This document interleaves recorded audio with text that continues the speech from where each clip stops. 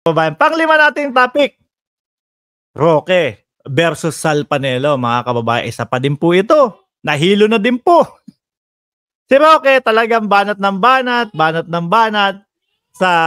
Yung una medyo pasimple yung mga banat niya eh. Yung una medyo parang tipo bang parang medyo hindi halata. Pitik tayong konti. Ganun yung style niya eh, mga kababayan. So ngayon, yung una na round 1 ng Sal Panelo at si Harry Roque, mga kababayan, yung round 1 po nila, alam nyo po mga kababayan, hindi po ako makatulog. Kasi po kagabi tumawag sa akin si dating Pangulong Duterte. Anytime daw po, no? Anytime daw po mga kababayan, pwede na siyang arestuhin o damputin. Kinabukasan, kumbaga ang gustong patunayan ni Harry Roque, pinapasok na yung ICC, no? Kesyo daw, sabi lang ng sabi si Pangulong Bongbong Marcos na hindi pa papasukin, pero meron ng secret na pagpapapasok. Kinabukasan, sagot si Sal Panelo. Ewan ko kung sino tumawag dyan. Sabi ng Pangulo, hindi naman daw siya tinawagan ni Pangulong Duterte. Pinagtawa na si Harry Roque noon, mga kababayan. So, isa po yun. Ngayon naman po, alam ko kagabi to o kahapon, mga boss eh. So, ngayon naman po, eto, Sal Panelo versus Harry Roque, round 2 naman po, mga kababayan. Alam natin na kay Roque po nagsimula na may gentleman's agreement, no? Pero yung gentleman's agreement na yon, kumbaga, para maiwasan yung sigalot daw po ng Pilipinas at China. Mga boss, yun, para maiwasan. Yun daw po yung naging reason ng Pangulo para makipag-agree na pagkain at tubig lang ang ipapasok sa BRP Sierra Madre. Which is lugi tayo doon. Pero sabi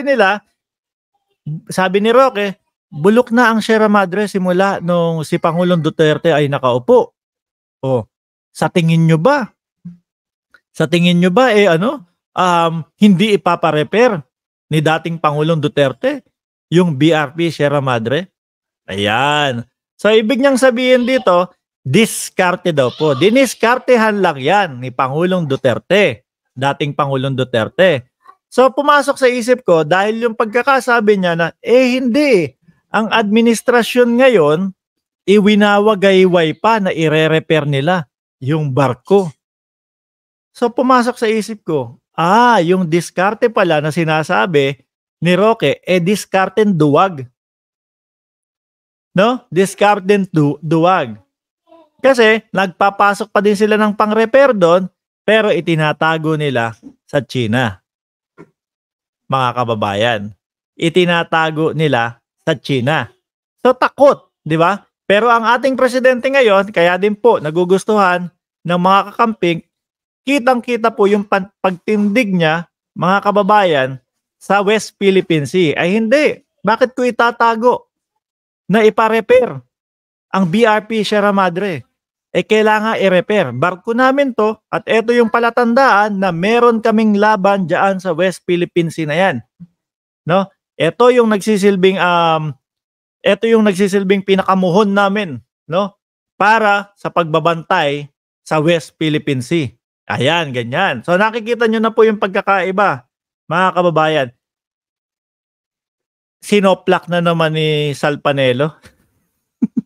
Itong si Harry Roque. No? Sabi ni Sal Panelo, hindi totoo, walang katotohanan ang nagpapakalat na mayroong gentleman's agreement. Siguro na-realize sila, ano ba ginagawa sa atin itong si Harry Roque? Kung ano-ano pinagsasasabi na nadidiin si dating Pangulong Duterte. No, lalong nalulubog po eh. Kung si Pangulong Duterte dati, mga bossing, hello from Cali, Michelle Gali, ayan. Kung si Pangulong Duterte po, mga kababayan, pag pinagsalita mo pa ngayon, paiba-iba na po yan. Magsasabi ng kontra kay BBM, bukas, iba na. Pag sinabi ulit yung kontra kay BBM ngayon, kinabukasan iba na. So ngayon, kaya yung mga nagsasabi na matakot na kayo kapag si PRRD tumakbo sa pagkasenado, hindi na uubra mga kababayan. Unang-una, respeto nyo na lang yung tao. Unang-una, yung edad matanda na. No, pangalawa, pa iba-iba na yung sinasabi ni PRRD tapos ilalagay nyo sa Senado. Hindi na uubra yun, no? Kung talagang nirerespeto nyo yung tao, wag nyong patakbuhin na. Bakit? Magiging katawa-tawa na lang po yan sa Senado. Gusto nyo po bang makita si PRRD pinagtatawanan sa Senado kasi contradict yung mga pinagsasasabi niya? Hindi, di ba? Ayaw nyo nun. Kaya lang, ewan ko kung bakit nyo pa pinupush. Dahil siguro, pag nawala si PRRD, wala na din ang DDS. Lagutok na, lagapak na ang DDS, mga kababayan. Ganun lang naman po, di ba? So, siguro nare-realize nila na kontrahin mo na nga si Roque. Lumulubog na tayo Pinahinto na nga. Di ba ngayon medyo hindi na po nagsasalita si dating Pangulong Duterte. Medyo na. So ngayon, parang sumanib kay Roque, mga kababayan, na sa bawat vlog ni Roque, lalong lumulubog po si PRRD na naman. Mapapakamot na lang sila ng ulo dito no? Kaya sinosopla na po nila. Walang gentleman's agreement. Walang katotohanan yan. Haka-haka mo lang yan. Haka-haka mo lang yan. Ganon. Ang hirap maging DDS ngayon, mga kababayan. Ang hirap maging DDS. Actually, ako, paniwala ko naman mga bossing, dalawa yung DDS. No? Isang mga DDS na tahimik na lang sila kasi nare-realize nila na hindi na obra yung mga style na ganito. No? At meron namang mga DDS na talagang mali na, hindi na nila kayang ipagtanggol, hindi na nila kayang ipaliwanag, go pa din. No? Para lang hindi mapahiya. Kaso kada buka ng kanilang bibig, wala pa din. Go pa din. Okay, ito iwanan natin doon sa mga DDS vloggers. Sige nga, ipaliwanag ninyo, no? Yung sa pangalan, ubra ba yung Bongbong Marcos at hindi kumpletong pangalan? Ipaliwanag nyo nga yun. Kasi nakita ko sila lahat nagbablog kagabi. Ni walang dinetalye kahit isa doon doon sa papel, no? Na inilabas ni Maharlika. Pangalawa, ob ba yung pinaka-leader? Ob ba yung pinaka-leader na pumirma tapos walang control number doon sa papel? Pipirma kulang-kulang.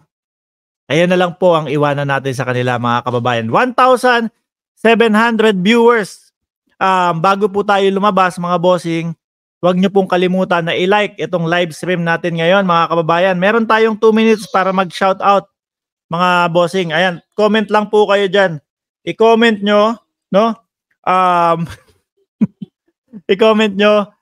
Ay, nako. Basta i-comment nyo na lang. Babasahin ko na lang po, mga kababayan, kasama yung shoutout nyo. No, and wag niyong kalimutan na mag-like, and do sa mga bago, wag niyong kalimutan na mag-subscribe. Sam D. Adventurous, ayan, vlog. Norm Marius, enough na para sabihin na fake. Ma'am Maritel Plaridel, ang bilis, saglit lang, Plaridel Magdiwang, praise the Father. Tech Nobids, JB Villamor, Jenny Sagid, Lex 28, ayan. Ang bilis na. Nahilo na ako.